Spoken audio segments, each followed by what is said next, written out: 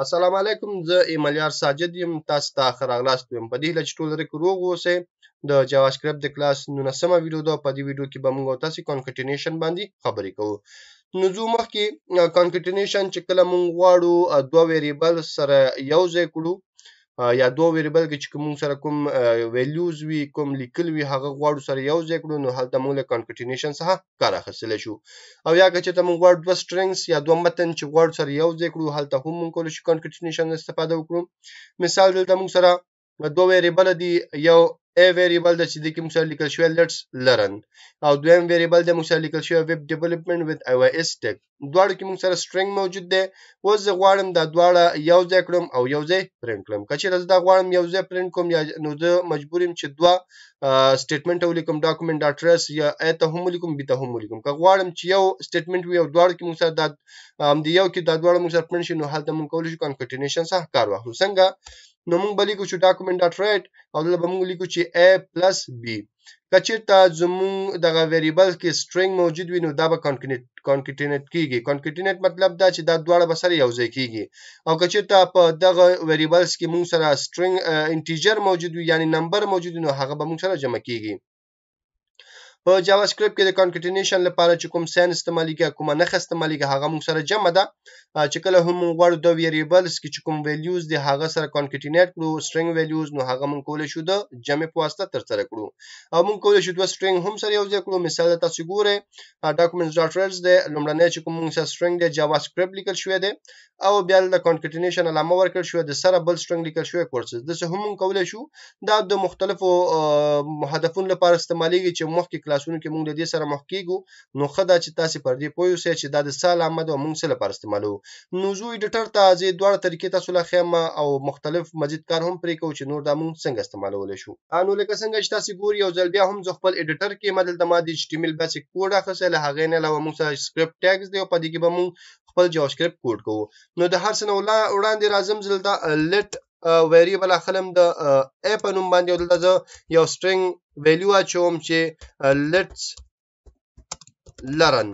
راځم دویم ویریبل اخلم د B په نوم باندې او لیکم چې ویب ډیولپمنٹ. دا ما ولیکه. اوس دا دواړه موږ سره سټرنګ دي. سټرنګ که تاسو مخکې ویډیوګانې کتلې وي، هلته موږ ډاټا ټایپ ویلی و چې موږ سره سټرنګ هغه ویلیوز دي چې متن وي او موږ لیکل کړی وي.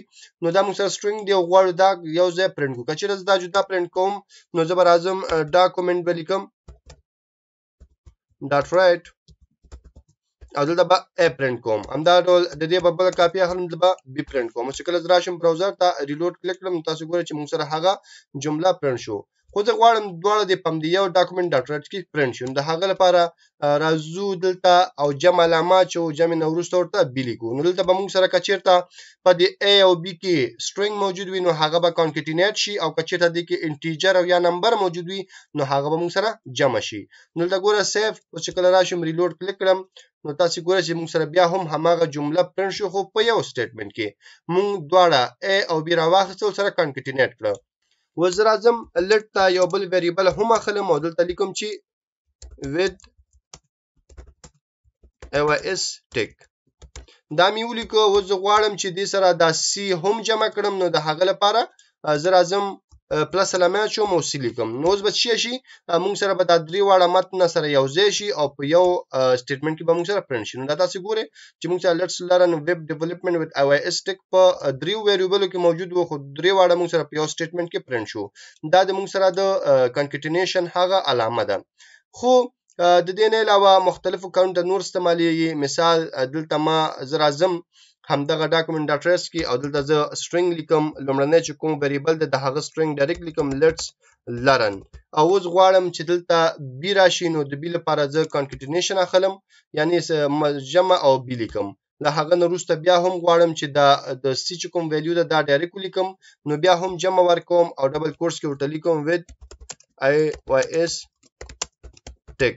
دلته موږ څه وکړه، لومړی موږ یو string واخیسته یا اوم لیکه let's learn له هغه نه وروسته بیا موږ غوښتل یو variable کې یو value د هغه شو کو لکه web development نو دلته موږ b واخیسته بیا موږ دا concatenate کو یا سره یو ځای کړل ته موږ بل string ولیکه او چې دا سیف کړم او راشم reload کړم نو بیا به هم موږ سره همدغه print شي دې کې به هیڅ changes نه راځي ځکه چې هغه او دا سره ورته دي همدا ډول که چېرته زه غواړم چې د HTML دا کوم لیکل چې ما کړی ویب ډیولپمنٹ مثال زه دا لري کومه لري کولو نو وروسته زه غواړم یوازې موږ سره د بي ویلیو پرنټ شي نو ما بي ولیکه سیف ریلوډ اوس ګوره موږ سره ویب ډیولپمنٹ پرنټ شو اوس زه غواړم چې دا د موږ سره بولډ راشي نو موږ مخکې ویډیو کې ویلو چې موږ څنګه کولی شو د HTML کوډ دلته استعمال کړو نو د هغه لپاره زه راځم او دلته ټیګ اخلم د بي چې دا موږ سره د بولډ لپاره استعمالیږي اوس دغه بولډ ټیګ کلوز کول هم غواړي نو د هغه لپاره زه راځم د بي نه دې خواته او دا کلوز کومه نو زه راځم دلته او بي ټیګ بیرته کلوز کوم نو دا موږ سره د بولډ لپاره دی که چېرته زه راشم دا ریلوډ کړم